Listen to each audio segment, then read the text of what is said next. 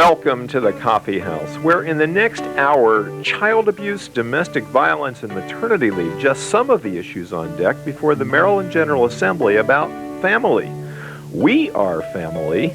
News dissector Danny Schechter previews his post-9/11 documentary film about tolerance. We've got a Sam Kittner photo essay on new security measures at National Airport. Author Susan Coll drops by to talk about her new novel, KarlMarx.com, a love story. Also, the Celtic-inspired guitar and bouzouki pickings of Robin Bullock, and poetry by Rose Solari and Bernadette Geyer.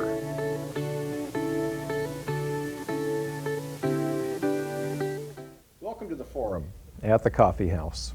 We Are Family. That's the title of a hit pop tune, and as we'll learn more about in a little while, the title of a new documentary about tolerance toward our neighbors of Asian and Arab heritage in the wake of September 11th, a film about the American family. But first, family in the ordinary sense.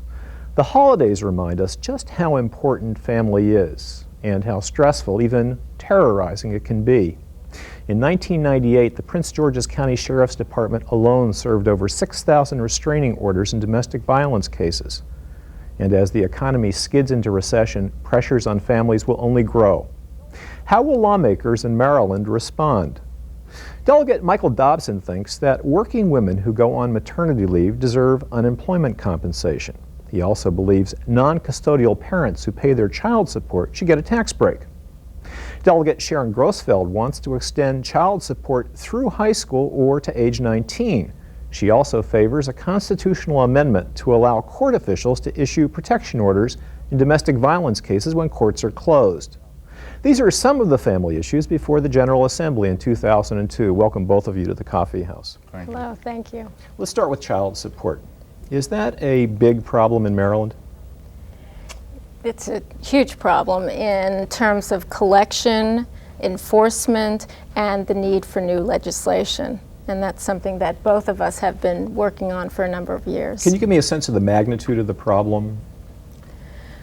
I believe the backlog in child support at this point is over it's between $400 and $600 million in unpaid child support. And how many people does that represent?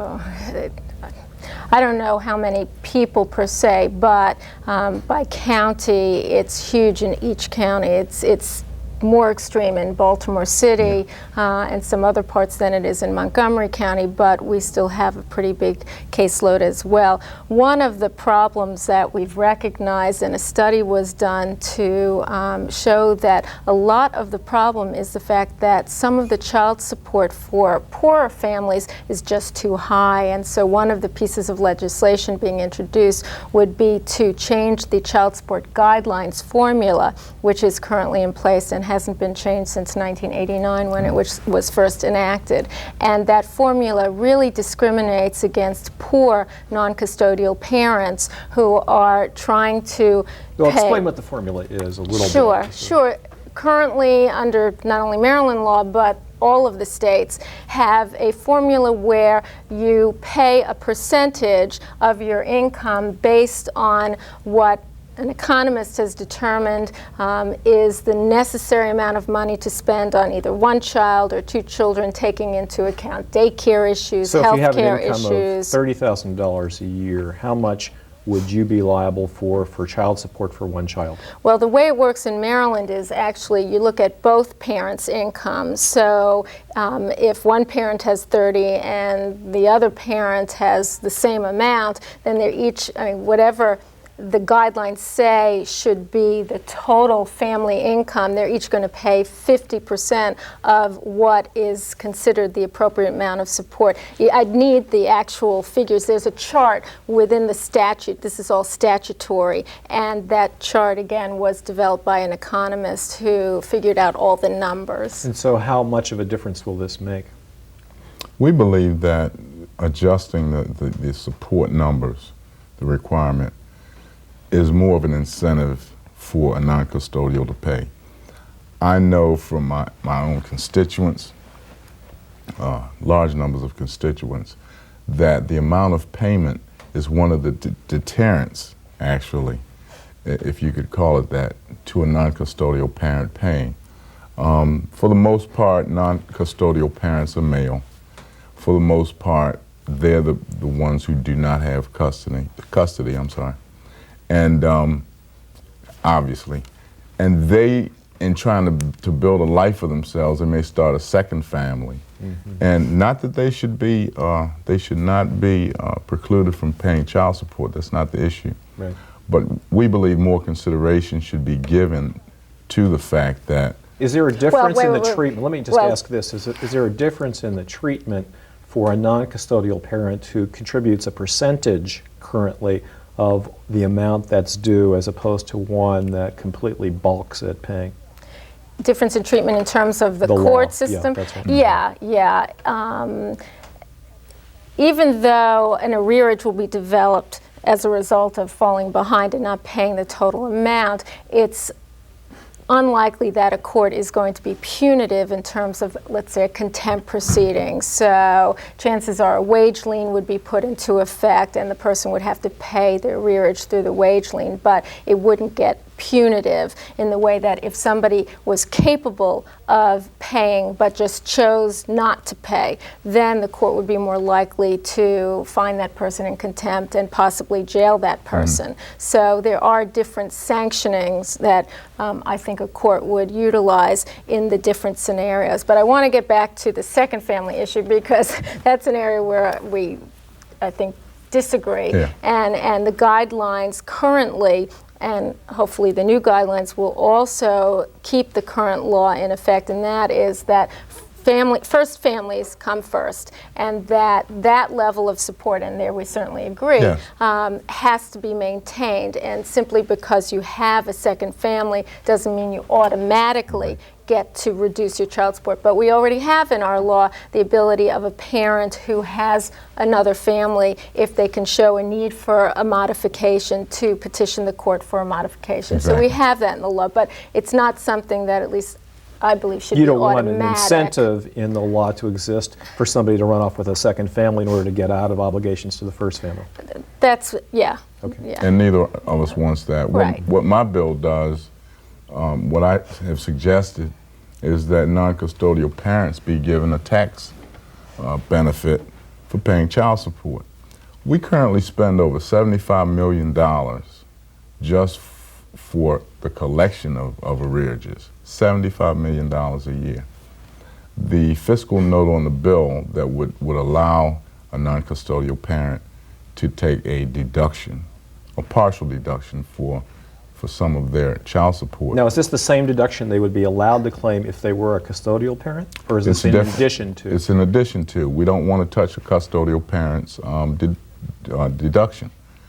I believe that there's enough money floating around the state to allow and there was a $12 million fiscal note attached per year, that there would be $12 million lost in state revenues by virtue of allowing this deduction. Now, 12 million versus 75 million collecting, and when, both Delegate Grosfeld and I, Where's the 75 million come from? I'm sorry, I missed that. we have a private company that collects debts, unpaid child support debts, $75 million a year. Okay. And so, if we reduce the arrearages by virtue of people who, there are a number of people out there, men and women, who feel like they're being essentially taxed without representation by virtue of the fact that they're paying child support. How valuable a tax break would this be to a non-custodial parent? I looked at the numbers, and the tax break for an individual, they might see a couple of $100 a year back in refunds. They would not pay a couple of A hundred. good idea? Well, I'm not convinced that that would be enough of an incentive for people to pay their child support. Plus, I don't think that this type of incentive is something that people should need to perform a duty and an obligation. To be rewarded that for what they should be doing That's anyways. right. But secondly, under the law now, a non-custodial parent can petition the court to have the tax deduction that generally the custodial parent takes. So there is the capability of the non-custodial parent under But they the law would take today. that in lieu of the custodial parent. That's and right. What you're suggesting That's is right. that it be supplementary to. Exactly. I don't see the reason to begin a continued fight. You know, you have separation or divorce, or two parents who were never married. Emotionally, that can be trying. I don't want to see a further contest over who's going to get money for the child. I believe that this state, one of the richest in the nation, has enough money available to allow this deduction. We're going to come back to this question of how much money exactly exists in the state right now, because that in itself is an issue. But I want to move the subject a little bit and take on the question of domestic violence. You are proposing legislation that would allow a court official to issue an ex parte protection order when the courts are closed, and that would require a constitutional amendment.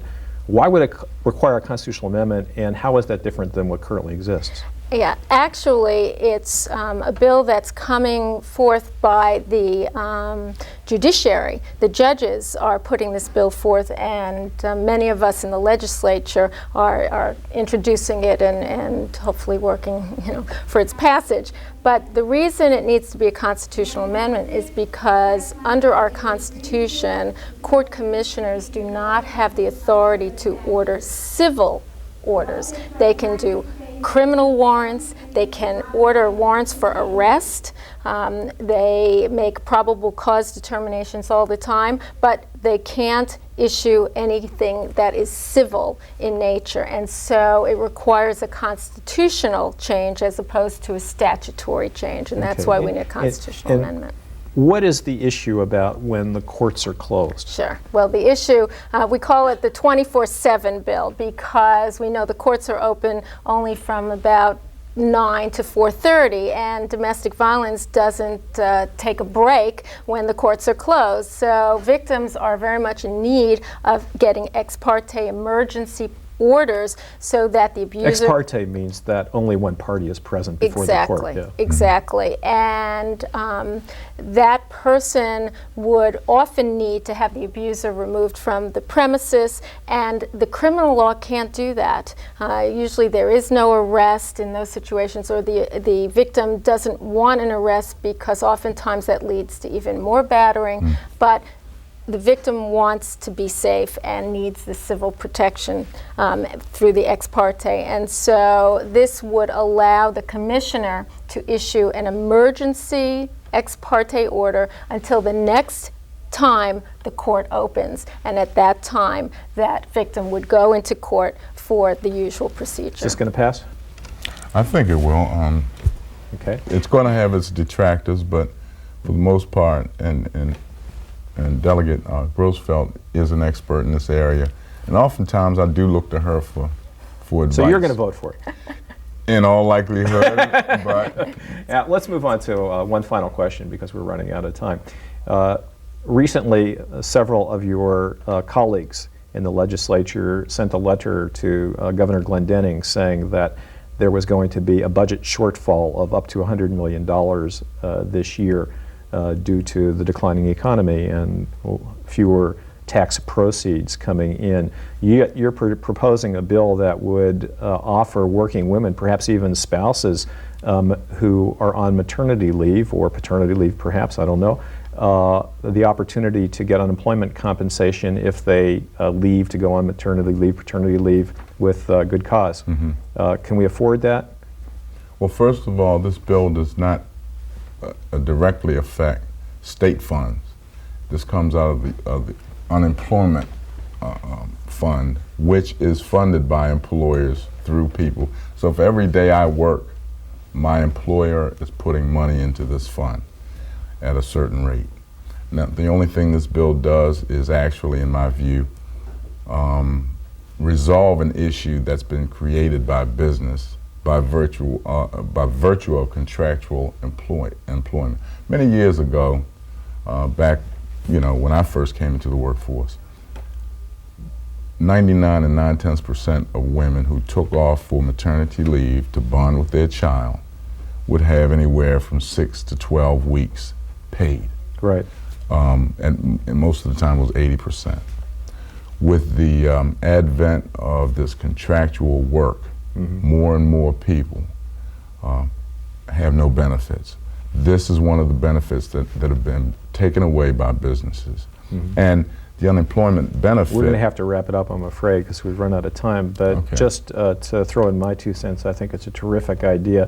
Me too. I'm hopeful that it gets a good airing in Annapolis this term, but given the budget situation, one has to remain a little bit skeptical. If the Well, Chamber, if anyone can do it, Delegate Dobson can if the do it. Chamber of Commerce would just back up a little bit. In so many ways. Yeah. Many thanks to Delegates Sharon Grosfeld and Michael Dobson for joining me in the coffee house. We'll keep an eye on the progress of legislation meant to aid Maryland families. Still to come, Danny Schechter of MediaChannel.com, a website devoted to studying how the news media worldwide is doing its job. A Sam Kittner photo essay on new security measures at National Airport. Susan Coll on her novel KarlMarx.com, a love story. Acoustic string music by Whammy winner Robin Bullock, and poetry by Bernadette Geyer and Rose Solari.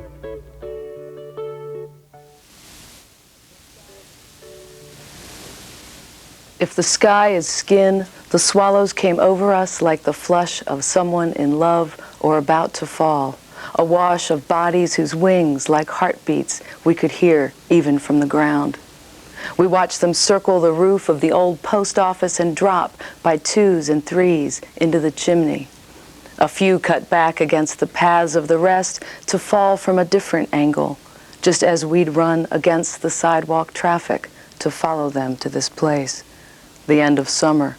We stood and watched until the sky was emptied of birds. Your body is a map of accidents just short of complete disasters. An eyebrow bisected by someone's knife, chips of glass in the thick upper muscle of your right arm. The first time I saw the scar across your chest, a bent line more curved at one end than the other, I thought it looked like a child's drawing of a bird in flight. And though I'd heard the story, a ride over a median in a borrowed truck, your sternum broken against the steering wheel, to me, that thick, white mark was beautiful. I hardly knew you, had to stop myself from touching it. So many things prevent our ever coming together, geography, time, and though you deny it, already the distance between us grows and is filled. Though I've never seen it, I know those birds must leave that chimney each morning, calling into the pre-dawn dark, separating themselves from each other for another day.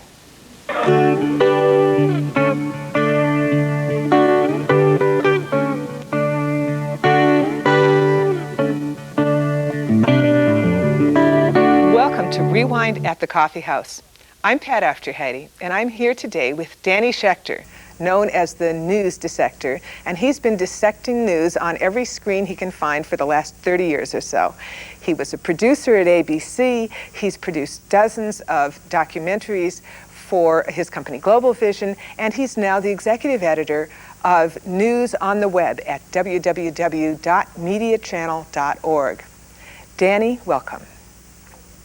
Great to be with you, Pat. Your latest project is a film celebrating tolerance and diversity in the wake of September 11th. Could you tell us something about that project? Well, our company got invited by a group of artists who are remaking the song "We Are Family." It's a classic song. It was the anthem of the Pittsburgh Pirates when they won the World Series in 1979. It's been played at every wedding and bar mitzvah since. And Nile Rodgers, the person who created the song, is redoing it with a cast of about 200 musicians, among them many prominent divas like Diana Ross and Patti LaBelle, and just a list of stars that is too long to regurgitate here. But They've done a fabulous re-recording of this song. Spike Lee has done the music video, and our company was invited to make a TV special about it, about the making and the meaning of it, because it's not just about music, it's about promoting tolerance, benefiting organizations that are trying to stop the backlash against Arab Americans or Asian Americans, and it's also about trying to get people to celebrate our common humanity. Well, Danny, you have had experience all the way through your life with being able to produce with video and with new technologies, being able to produce material that you then have trouble getting on the air one way or another. You've really bumped up against the distribution problem. Do you anticipate that with all these stars you're going to be able to overcome some of those issues?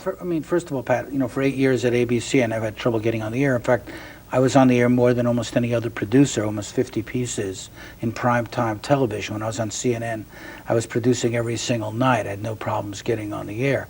I then, with my partner, Rory O'Connor, decided to produce for public television, thinking there would be more openness there than we found in the corporate environment. What we found instead was a more conservative environment, closed in a sense to perspectives that were sort of outside the mainstream, even if those perspectives were very mainstream in international terms. For example, being against torture is something the whole world approves of, but human rights was called by PBS an insufficient organizing principle for a TV series, even though we had Charlene Hunter Galt, then of McNeil Lehrer, as our host. Now this is CNN. South Africa now. This was a show called Rights and Wrongs. Rights and Wrongs. And then we did a series on South Africa before that, which, again, was seen in 40 countries and helped bring about democracy in that country by helping the people who were fighting for democracy, Nelson Mandela and his many comrades and colleagues, get a chance to have their voices heard. But within on this television. country, where did we see it? It was on public television stations, it was on public access, it was on university stations. It did get some distribution, but the problem is that the distribution channels are getting more choked. Now, even though, ironically, we have more channels, more choices, but fewer voices, and it's more difficult to get diverse perspectives out there. We're finding, that's not to say that it's totally impossible, but it's difficult. Our films and programs often have trouble finding, quote, a place from executives who say to us, Danny, this is great. It's just not for us, NFU. And when you go from network to network and you hear the same thing, you realize that they're all locked into a very think-alike, look-alike way of presenting material. And so this is We Are Family is an effort to integrate music, popular culture, big stars, big celebrities, but with a message, a social message, which we think needs to be heard and bring Americans together in this period. Now, will it get on the air or won't it? We'll have to wait and see. Where do you think you're going to try to go to show it to us? Well, I'm working with a record company that's a commercial business, a part of Warner Brothers, Tommy Boy Records, and they're going to be going to Time Warner AOL, they're going to be going to HBO, they may go to public television, we'll see. We think it's really good, and we think feedback we've gotten has been fabulous. People want to talk about what happened on September 11th. They want to try to think about it in terms of their own lives, how to change their lives in many instances, and that's what these artists speak to. They speak from the heart, from the soul, from the spirit, and I think it's an important voice. We used to, for many years, because of the Cold War, all the sort of spectrum of debate was left-right in America. Well, what we're seeing here, is Osama bin Laden is not left-right. This is sort of a kind of fundamentalism, maybe even a fascism. And it's not the old sort of way of looking at the world. We have to think in fresh terms. Well, you're now the executive editor of MediaChannel.org on the web, a portal for news worldwide. Does that address any of these issues of trying to reach audiences? Tell us a little bit about Media Channel. I joined the media to try to spotlight problems of the world, and I came to see that the media is one of the problems of the world. I've just spoken about that. But nobody's really focusing, and not enough people are focusing on the media as a problem. Most people want to get in the media. They want to get on the media. They don't want to change the media necessarily. Most politicians are afraid of criticizing media because they fear that they won't get their 15 seconds of airtime or fame. So what we've tried to do is reach out around the world to find people who are concerned about the media, scholars like yourself, writers, journalists, producers, culture mavens of all kinds, publications. And we started with 20 groups. We now have 820. It's the world's largest media issues online network. Walter Cronkite is our lead advisor, and basically the thrust of it is, as the media watches the world, we watch the media, and we're trying to do it with depth, with dimension, with diverse perspectives. So we offer news about the media, critical perspectives from all over the place, cultural takes, media arts coverage, information for teachers about how to teach media literacy. And it's mostly print-based? Well, it's a text-based network by and large, but we are adding streaming video. We offer quite a bit of streaming video and streaming audio. We'd like it to be more of a multimedia platform, but so eventually we might be able to see this show on our computers through mediachannel.org. that would be a great thing. I mean, one of the problems is we're trying to be global in reach as well as in scope, which means that in many other countries, they don't have the latest gizmos of everything. You know, expensive, access is expensive, downloading takes a long time. And so we want to try to make this very user-friendly, mediachannel.org. And we've been successful in doing that, and the response has been phenomenal. And it's really an effort to let a look at the media, and our company, Global Vision, also has a news network now, working with news creators and what we call context providers from around the world. Context providers? Yeah, in other words, people who are offering perspectives and analysis so that you can understand what's happening. It's, you know, one thing to know the facts, it's another thing to be able to interpret those facts and know what they mean. And that's, I think, where the media is often falling down. We know horrible things have happened, but we don't quite understand why or what the framework is and the context. And so this is not just one more gushing faucet of information. No, it's news and information, but it's selected, it's edited, it's a search for perspectives and points of view that we're not getting in the United States, and many people in the rest of the world are not getting. Well, let's go back to old media. You're the author of a new book, The News Dissector. Tell us a little bit about the new news about that. News Dissector is a collection of articles and journalism based on 40 years in the media from my days in high school at DeWitt Clinton in the Bronx, editing the high school newspaper. So these are articles and reportage on Vietnam, on Africa, living in Europe, traveling around America, the civil rights movement, my encounters with people like Malcolm X and Nelson Mandela, and many other people who I've crossed paths with over the time. But it's not just personal storytelling.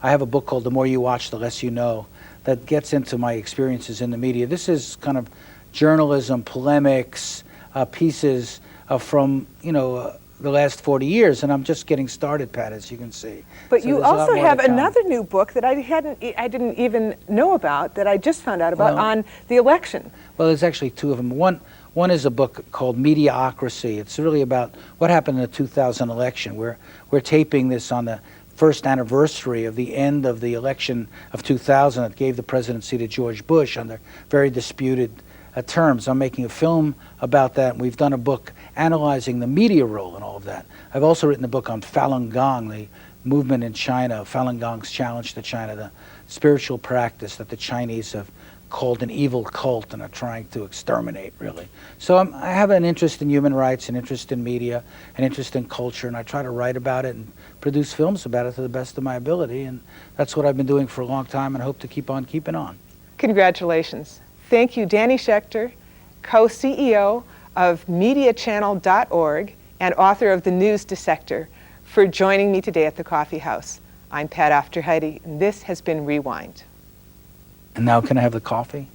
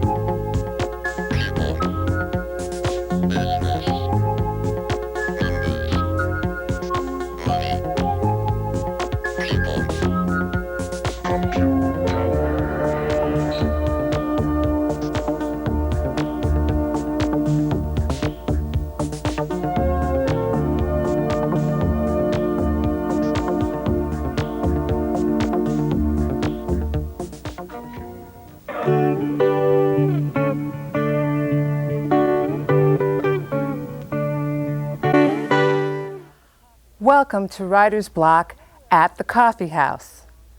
The literary love story has been around forever. From Tolstoy to Terry McMillan, it has always been seductive on the page, inviting the reader to sample romance, obsession, and transformation. Love is a major theme, right along with war and peace. But what about romance in the 21st century? Writer Susan Coll provides an interesting version in her novel, KarlMarx.com, a love story. She includes a love story that manages to combine political theory, infatuation, and comic relief all at once. Susan Coll has written for the International Herald Tribune and the Asian Wall Street Journal. KarlMarx.com is her first novel. She lives in Bethesda, Maryland. Welcome to the Coffee House. Thank you, Lisa. So this is called KarlMarx.com because your heroine, Ella Kennedy, she's studied Marx and has worked on a dissertation on Marx, yes? Yes, and then she's drawn to Washington to take a temporary job at a think tank called the Institute of Thought, and much to her alarm, she's charged with setting up a website, hence the title, to market Karl Marx paraphernalia. Right, and she has also come to Marxism through an infatuation with a professor, is that? Yes, in part sitting through her required Marxism 101 course in college at a liberal arts college. She sort of falls in love with the professor. But I think for Ella, it's also a little bit of rebellion from her family, her very wealthy upbringing, her father who's a capitalist. And who owns a value giant, or what's called a value giant right. in the book. Right. So she kind of grew up in the height of, surrounded by new money, a little bit ostentatious, and her father's has the largest chain of discount stores in the mid-Atlantic region. And he's known as the Karl Marx of retail. Of retail, yes, and he's written a book called Bulk. Bulk discounting. That's a yes. bestseller. So she's gone the other way. Yeah, she's trying to flee from all of that. Right, and she has been working on a dissertation about Marx and studying Marx's daughter. Yes, well, she's been trying for a number of years to get her dissertation up and running, and she keeps switching subjects. In part, she's drawn to the kind of romance of Marxism, but at another level doesn't really understand enough of it to write a compelling dissertation on the economics. So she's eventually runs into the story of Karl Marx's daughter Eleanor and starts to see parallels to her own life and becomes kind of obsessed with studying Eleanor. She's warned away from this because this is not a proper dissertation subject, but she can't seem to help herself from going in that direction. Right. Would you read us a little bit about, I think it's about Karl Marx that she wrote? Right. This is a passage I've woven into the contemporary story portions of Ella's dissertation, and this is her first passage writing about Karl and his carbuncles. Eleanor was about 4 when she first became aware of her father's carbuncles. They were hard to miss. His body was covered with random but recurring abscesses. He told her they were self-inflicted wounds, but it was years before she understood what he might have meant. "My illness always comes from my head," he wrote to his friend Frederick Engels, but no amount of self-awareness could will the wounds away, nor did any of the conventional treatments employed alleviate his enormous spoils. Marx had the doctors lance the wounds, and on the many occasions when he couldn't afford to pay their bills, he slashed at the carbuncles himself with a rusty razor. He took innumerable trips to the sea, as doctors were then convinced that salty ocean air could cure all ills. He swallowed arsenic as prescribed, but then gave it up. The poison aggravated his liver, and besides, he said, it only made him stupid. He would hold the bourgeoisie responsible for his carbuncles, he joked. That is if they, and not the infernal carbuncles, lasted long enough to blame. Indeed, the bourgeoisie was still alive and well in 1866 when Karl was copying over the manuscript of the first volume of Das Kapital. The completion of the book coincided nicely with his youngest daughter's 11th birthday. The two had grown up together, the manuscript thickening day by day as Eleanor played beside her father, tugging on his coattails. She sometimes even harnessed him to his chair and whipped him, pretending he was the horse in her game of coach, while he scribbled on, oblivious. At the time, however, Carl had a few other things on his mind besides celebration. He lived in a home of perpetual crisis. Of the 6 children born to the Marxes, only 3 survived, 3 girls at that. As he put the finishing touches on his manuscript, Eleanor was battling the measles, and her sister Jenny was weak with diphtheria. Mrs. Marx's once beautiful face had been ravaged by smallpox, and Marx himself was stricken with recurrent liver pain and toothaches and a host of respiratory problems. There were also financial woes. Rent, for example, was in such serious arrears that on one occasion the landlord held a pistol to Marx's head, demanding cash. So many of the Marx's possessions were in hock that careful planning was required before leaving the house during any given season. A wristwatch might need to be exchanged for a pair of shoes, or a candlestick for a coat, should the weather turn cold. Never, I think, Marx once quipped, was money written about under such a shortage of it. Yes, thank you. So her interest in Marx leads to her interest in Eleanor, the daughter, who grows up and falls in love with this Edward Aveling. Awful guy, Yes, basically. Yes. And so Ella, as she's studying Eleanor, is also involved with sort of an awful guy, right? Nigel, would you say something about that? Yes, well, I tried to have her love life parallel that of Eleanor's, or at least I tried to have her think that it was. So in the end, I tried to make it not turn out happily, as tragically as Eleanor's did. Eleanor ended up committing suicide. Over this man. Over this man. But Ella realizes in the end, even though she thinks that she's self-destructing over the problems in this relationship, she realizes in the end that she's stronger than that. And can go forward without this. But the parallels between them are they're both part of 3 daughter families. Right. And they have impressive fathers who have made famous names for themselves. And they fall for these men that are, well, in Eleanor's case, he's a philanderer. Yes. And Ella thinks that Nigel is, but it turns out a little bit differently in his case.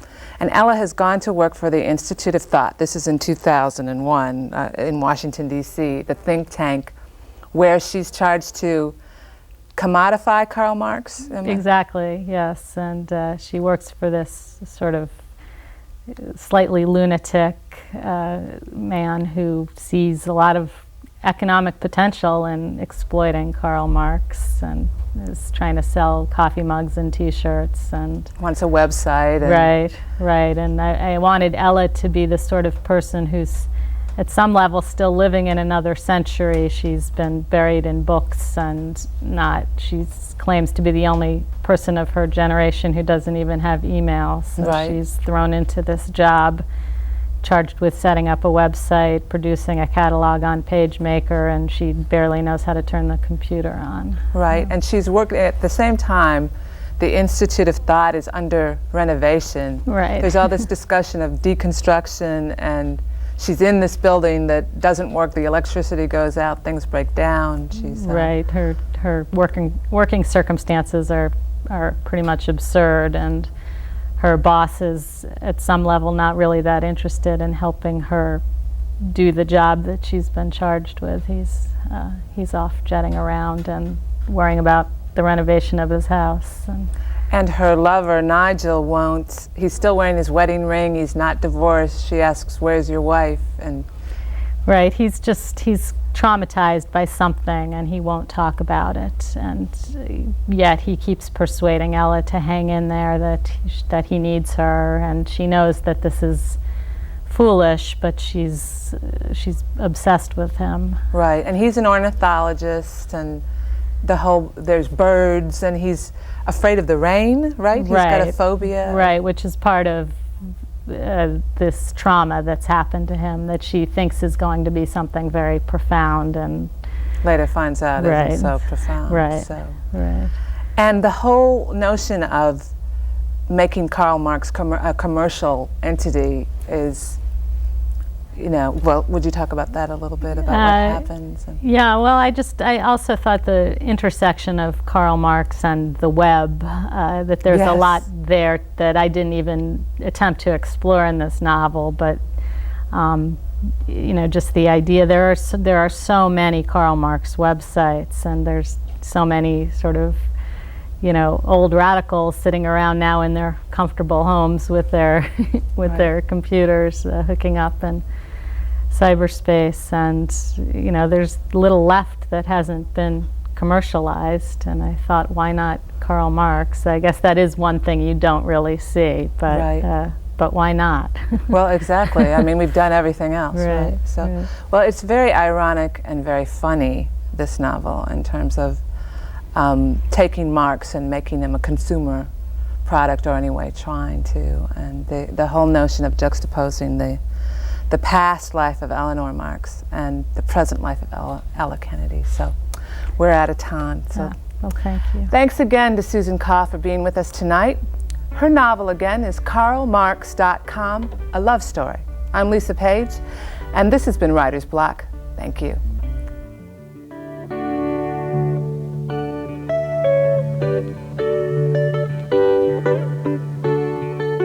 It is now 20 years that we have been meeting like this, in out-of-the-way diners where we are sure to go unrecognized. It is 20 years, and I no longer know what to say to you. The mystery long gone, like the color in your beard, the tautness of my figure. You'd think I'd have grown more comfortable with these long silences, but instead I become like Proust, noticing how you lay out your cutlery, all parallel with each other, equidistant. I note each fray in the cuff of your sleeve, which buttons on your shirt have recently been restitched with a thread slightly wider than the rest. I listen to each syllable uttered by the people at the table next to us, allowing diphthong and syntax to roll around my head the way you tend to play wine against your tongue before you swallow. How I hate seeing you through this microscope that I've taken to carrying, your every flaw magnified until they edge you out of the picture, distort memory, chase me away one more time.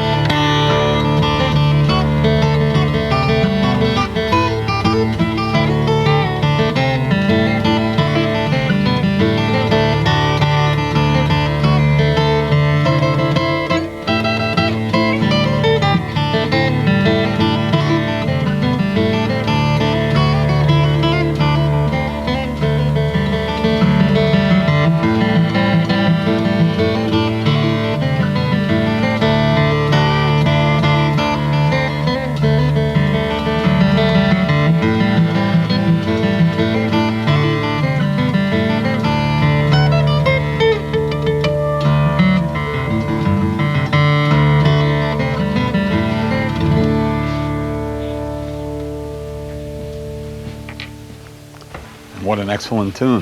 Thank you, David. Welcome, Robin, How you to doing? the musical tradition segment of the Coffee House. Why, thank you. What was that one Pleasure called? to be here. Well, that was a traditional Irish jig, or it was before I got hold of it. Right. Called Banished Misfortune. And I decided that having been played for hundreds of years in the traditional Irish jig rhythm of 6/8, I was going to add an extra beat to every measure and change it to 7/8. Right. And the next thing I knew, it came out sounding sort of vaguely Middle Eastern. Right. And now people will try and figure that one out and Now say people will try which to, is the original they'll be saying. I'm afraid they'll injure themselves when they try to dance to it, and they'll sort of Right. fall over. You know. Right. But You have an interesting career at this point because you are performing as a solo musician. You've always been a favorite of people saying, "Hey, Robin, come on out and, you know, I need some help with my concert. Right. Back me up." Right. And I know you don't want to do as much of that anymore. I try not to do as much of it anymore. I'm not as hardcore about it as I was Right. at first, but yeah, I'm focusing on playing alone and playing as a solo. But I'm happy to play with my friends now and then too. Right. I'm And then sort of it's also interesting in that you're not a singer, so there's a good often reason for that. well, well, maybe, but we'll be kind anyway. But that sort of, when you play a guitar and you don't sing and it sort of puts you, unfortunately, sometimes right into the new age bag, and that's a struggle, I know. It's a struggle, although Yeah. I don't object to it. There's new age music I like. Yeah. One of my great guitar idols, in fact, was John Fahey. Although he's not exactly thought of as new age. No. But he did sort of inspire a lot of the people that went on to found what we think of as new age. And yeah. Fahey's not real pleased with that anymore. I'm sure he's not. But notwithstanding, way back then, he was that was he was something of a guru to people was like new George age. Winston and Yeah. Will Ackerman and so on. Yeah. I have here one of your recordings, Yes. Between Earth and Sky. I have that one. You have that one? I do, yeah. You've seen it before? Yes. Whose interview is this? When was this one put out? That one came out in the early part of '98. So I'm about due for another one, and in fact, there's one on the way. Yeah, that's Funny good. you should mention it. And we won't mention any dates, but we do know that it's coming out sometime in the millennium. Sometime this millennium. There will You got be a new title one for it? out. Tentatively calling it The Lightning Field. Okay. Yeah. And which could be between Earth and Sky. It kind of ties in with Yeah. the cover art there. Yeah. Okay. Yeah, that one came out, as I say, in '98. That's called Between Earth and Sky, and I was very honored when that was given the 1998 Whammy Award, Folk Trad Recording of the Year. Well thank deserved. you. Thanks very much. That's the for people that may be viewing this in Oklahoma. That's the Washington Area Music Association Award, which is a great award. It was a nice little pat on the back from my peers here in the Washington area. Yeah. Okay. Well, I see you brought a bouzouki. I did. Indeed, I did. And why don't you fire it up, so to speak? Okay, I'll do that. Okay. Thank you. This is a new tune of mine that came out sounding sort of French, and so I call it The Return to Paris.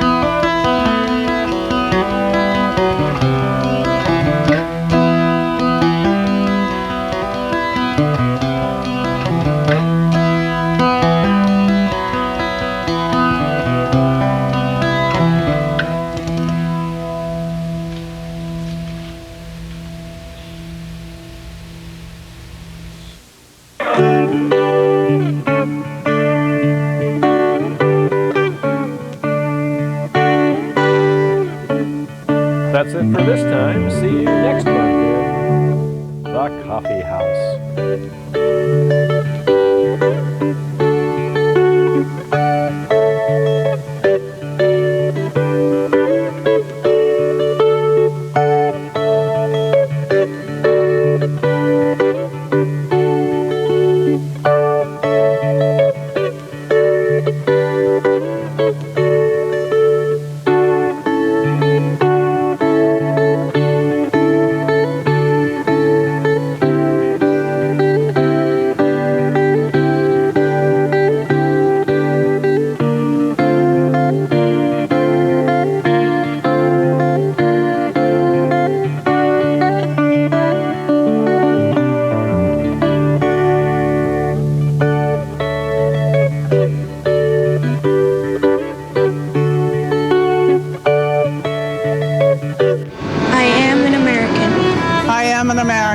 I'm an American. I am an American. I'm an American. I am an American.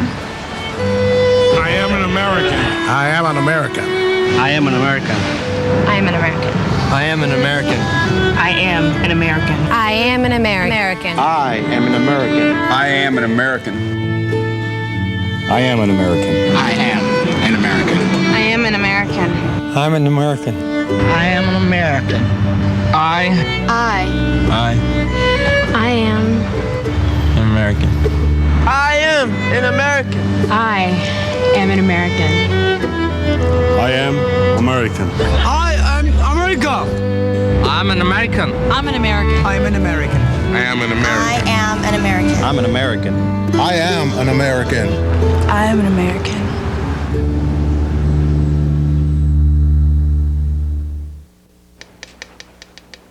There's this guy, always in my face, shouting at me.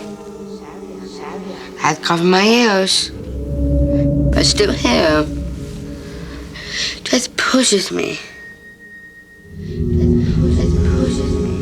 But I love him. He's my coach. My coach. Be a coach.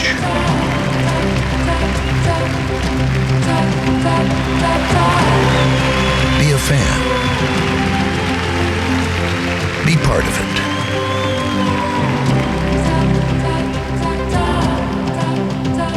You'll never be more inspired. Inspire greatness. Special Olympics.